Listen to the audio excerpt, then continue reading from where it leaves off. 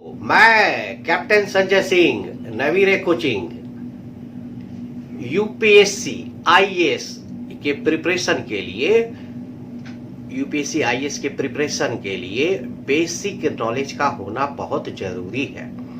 छोटी छोटी चीजें तो इन सब चीजों को जब तक देखेंगे नहीं, छोटी छोटी चीजों को समझेंगे नहीं, आगे की तैयारी मुश्किल होती है। पहले इन छोटी छोटी चीजों को समझते हैं। तो आइए आज देखते हैं कि जंगल क्या है, इसको समझते हैं कि जंगल क्या है, लगाया, कैसे लगाया, कौन लगाया, कैसे हुआ, मेरे दादाजी ने लगाया कि आपके दादाजी ने लगाया कि किसने लगाया। तो जंगल को समझते हैं, थोड़े छोटे में बेसिक नॉलेज लेते हैं। तो आईएएस और यूपीएससी के वीडियो देखने के लिए इसी तरह से मेरे चैनल को देखते रहिए, काफी फायदा मिलेगा आपको, काफी फायदा। Thank you very. कभी आपने ये ध्यान दिया है कि ये जंगल होता कैसे है, कैसे बनता है, ये जंगल कैसे बनता है, कौन जाकर के वहां पे पेड़ लगाता है, कौन जाके वहां पे बीज सीड लगाता है, कौन उसको पानी देता है, ये जंगल होता कैसे है। क्या मेरे दादाजी ने उस जंगल को लगाया या कि किसी और के दादाजी ने जंगल को लगाया, या एक फेकुमल है वो बोलते हैं फेकुमल जी कि ये पूरा जंगल मेरे दादाजी ने लगाया। तो ये ऐसे से फेकू मिलते हैं, पर ये जंगल हुआ कैसे, किसने लगाया, कहां से लगाया, कैसे लगाया, कौन पानी दिया। तो इस चीज को समझते हैं। ये प्रकृति जो है, नेचर जो है बहुत ही कमाल की चीज है, अद्भुत, अमेजिंग। सब सिस्टम सेट है, कुछ करने की जरूरत नहीं है, बस सिर्फ एक चीज कर रहा है कि उसको डिस्टर्ब मत कीजिए, उसका बैलेंस को मत बिगाड़िए। तो खैर, तो ये जंगल में पेड़ होते हैं और पेड़ में बहुत सीड होते हैं। और सीड क्या है, उसका फल, और फल में जो अंदर में जो बीज होता है वही सीड है। तो एक पेड़ में बहुत सीड होते हैं। जैसे अमरूद का पेड़ है, तो एक अमरूद का पेड़ में कितना अमरूद होता है और उस अमरूद के अंदर में कितना सीड होता है। एक पेड़ में बहुत सीड होता है। तो अब उस सीड को मिट्टी में पहुंचना है तो कैसे पहुंचेगा। प्रकृति ने, नेचर ने इसके लिए क्या अरेंजमेंट किया, तो सीड डिस्पर्सल होता है। सीड डिस्पर्सल मतलब बीज का, सीड का एक जगह से दूसरे जगह जाना, ये नेचर में होता है, ऑटोमेटिक होता है, कोई मशीन, कोई आदमी नहीं है।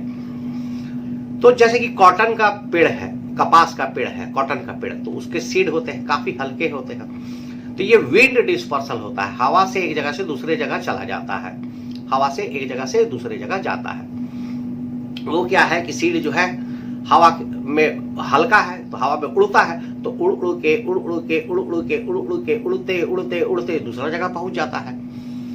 उसी तरह से अगर मान लीजिए कि कोकोनट का पेड़ है, नारियल का पेड़, तो वो पानी में गिर जाता है। तो कोकोनट का पेड़ होता कहाँ है, नॉर्मली वो सी कोस्ट में, समुद्री किनारा में होता है। तो वो कोकोनट जो है पानी में गिर गया, और कोकोनट जो है वही सीड है, तो वो पानी में गिर गया, और गिरने के बाद वो बहते बहते बहते बहते दूसरा जगह पहुंच गया, है ना। या फिर जानवर के माध्यम से, एनिमल्स, अब कुत्ता है, बंदर है, चिड़िया है, तो ये किसी फ्रूट को खाए, तो फ्रूट को खाने के बाद तो पूरा तो खा नहीं पाए, आधा खा के फेंक दिए, तो उसके अंदर में जो सीड बचा था वो दूसरा जगह चला गया। चिड़िया किसी एक पेड़ पे बैठी और वहां पे बैठने के बाद उसने जो है फ्रूट को खाया और उसका सीड को कहीं और फेंक दिया। या और भी दूसरा तरीका हो सकता है कि वो जो खाए, तो खाने, मान लीजिए कि मैंगो खाया, एक बंदर ने मैंगो खाया, अब पूरा खा गया, तो पूरा पच गया उसका मैंगो, तो पूरा पच गया, पर वो जो गुठली है, जो सीड है, जो मैंगो का, वो तो नहीं पचेगा। तो वो कहीं दूर पे जाके पट्टी कर दिया, टॉयलेट कर दिया, पट्टी किया, तो पट्टी में जो है गुठली बाहर निकल गया, तो इस तरह से सीड जो है दूसरे जगह पहुंच गया। चिड़िया जो है उसने भी कहीं जाके दूसरे जगह पे पट्टी किया, वहां पे वो सीड पहुंच गया। तो इस तरह से नेचर जो है विंड के माध्यम से, वाटर के माध्यम से, एनिमल के माध्यम से, और भी बहुत तरह से सीड को एक से दूसरे जगह पहुंचा देती है। आपने फूल सुना होगा, तो रंग बिरंगे तितली, कितना सुंदर दिखता है तितली, तो जितना सुंदर दिखता है तितली उतना ही फूल भी सुंदर दिखता है। तो ये तितली भी जो है एक पौधे से दूसरे पौधे को बढ़ने में मदद करती है, फूल को खिलने में मदद करती है। एक फूल के पौधे पे तितली बैठती है तो उसका पराग है ना, उसका पराग उसके पैर में, हाथ में, मुंह में, शरीर में लग जाता है। तो दूसरे जगह जब जाता है तो ये जो पराग, ये जो तितली एक फूल का जो सीड जो मिला उसको पिछले लास्ट वाला फूल का पेड़ से, वो दूसरे फूल के पेड़ में वहां पे मिलता है और वहां से फिर जो है वो एक नया फूल खिलता है। तो इस तरह से हम देखते हैं कि एक फूल से दो फूल, या अभी हमने बताया कि एक सीड से दूसरा सीड दूसरा जगह पे कैसे पहुंच जाता है। तो सीड के सिर्फ पहुंचने से तो नहीं होता है। तो पहला प्रोसेस तो सीड है, सीड एक जगह से दूसरा जगह पहुंच गया, बीज एक जगह से दूसरा जगह पहुंच गया।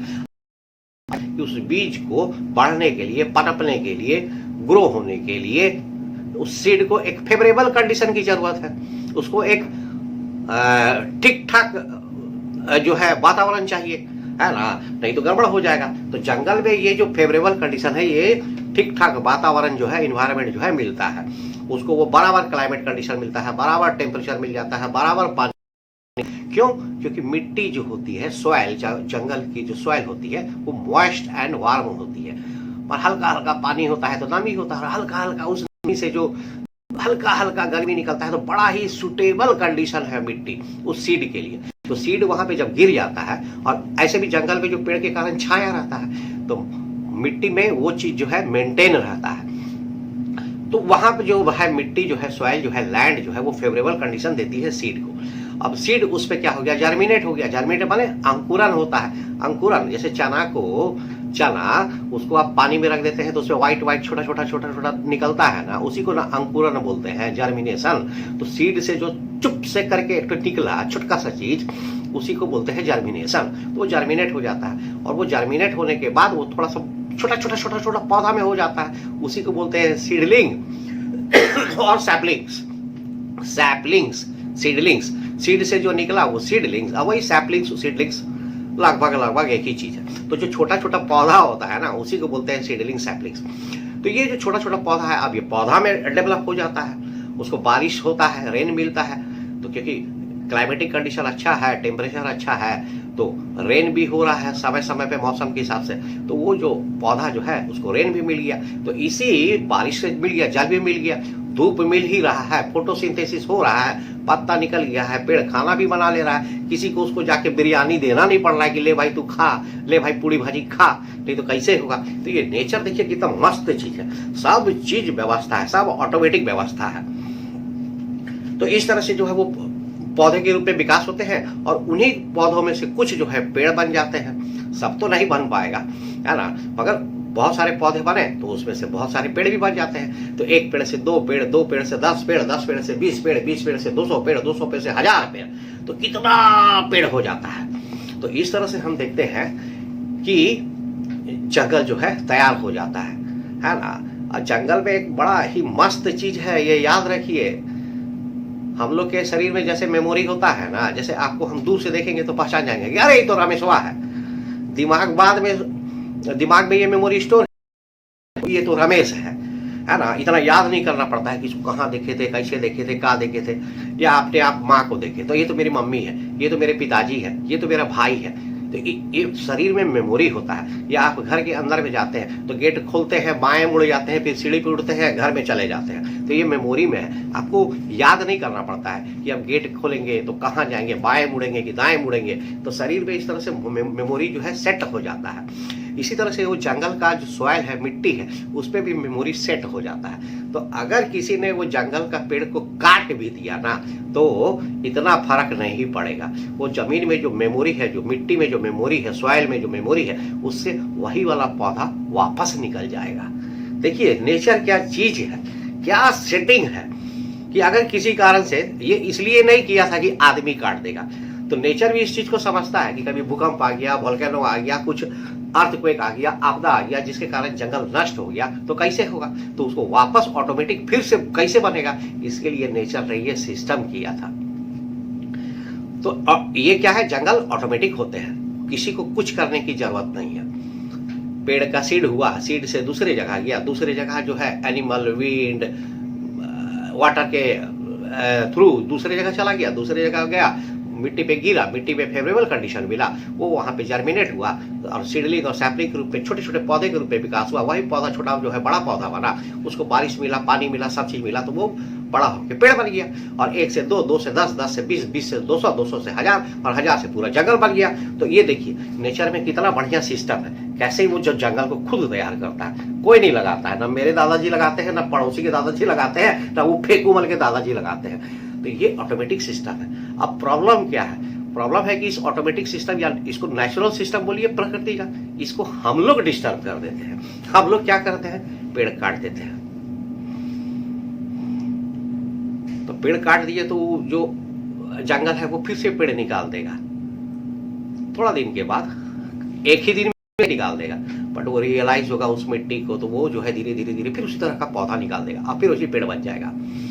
मगर हम लोग फिर बदमाशी करते हैं। हम लोग क्या करते हैं कि जो फैक्ट्री बनाया है उसी जंगल में कहीं ना कहीं बीच में फैक्ट्री भी बनता है, उस फैक्ट्री का जितना गंदा पानी, केमिकल्स, नाला सब उस जंगल में छोड़ देते हैं, नदी में छोड़ देते हैं। उस नदी का पानी बह के दूसरा जगह पहुंच जाता है, वहां का जमीन को भी खराब कर देता है।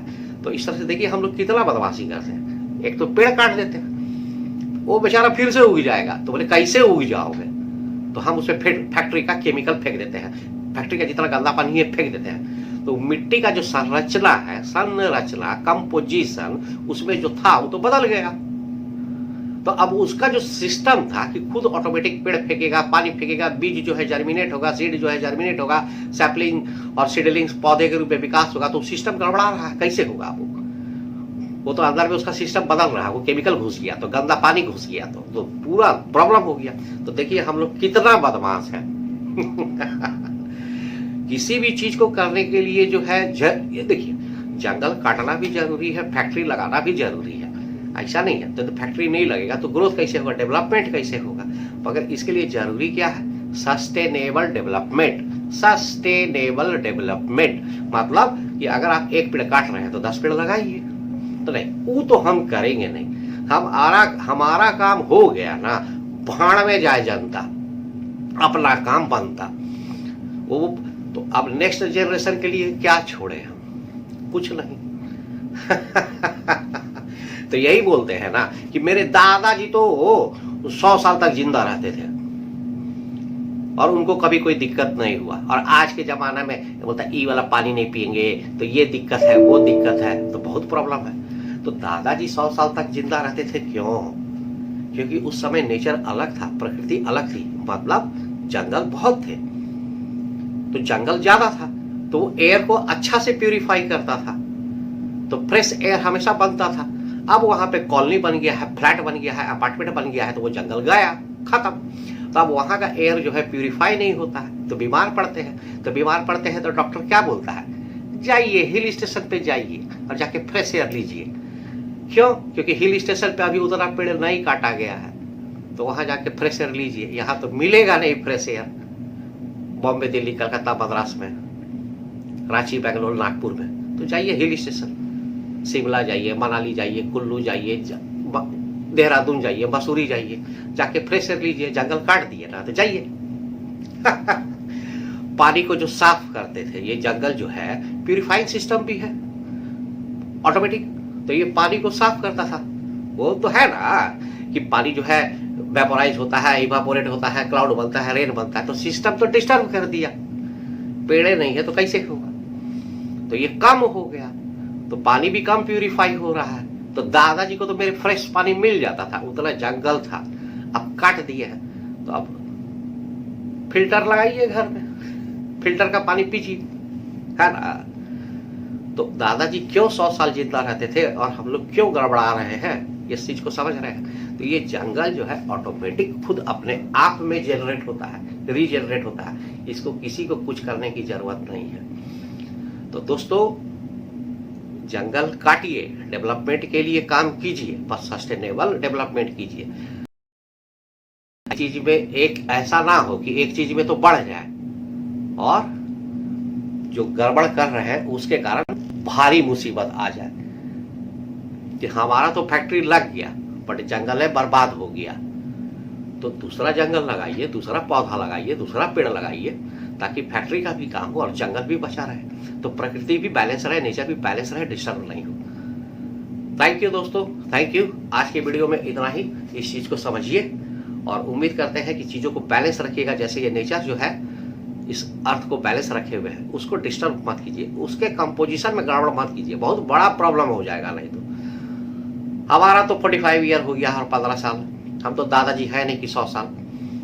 मगर आने वाले जो जनरेशन है, बच्चे हैं और आने वाले जो लोग हैं, उनके लिए इस पृथ्वी को बचा के रखिए, बचाइए, संरक्षण कीजिए, सेव इन्वायरमेंट।